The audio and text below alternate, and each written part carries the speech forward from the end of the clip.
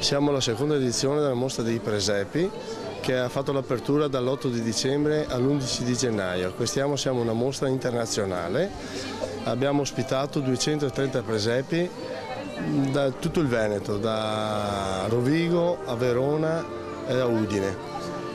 La particolarità dei presepi di quest'anno è una mostra internazionale basata su presepi artigianali e presepi napoletani. Abbiamo coinvolto tutte le classi delle scuole elementari e di infanzia del territorio nostro di Santa Maria di Sala, della scuola di Santa Maria di Sala. Abbiamo 6 classi elementari e 6 classi di infanzia. Vi invito a vedere questa manifestazione, è bella, ci facciamo un giro nella cultura dei presepisti.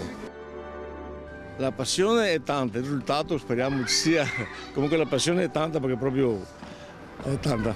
Così è un hobby invernale per cui il tempo anche 2 o 3 mesi, non saltuariamente però, non sempre.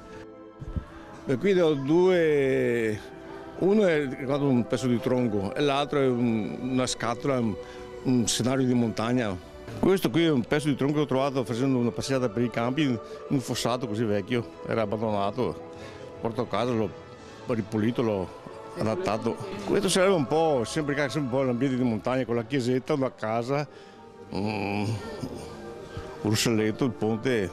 Questo qui è un paesaggio tipicamente montano a mio avviso, con grotte.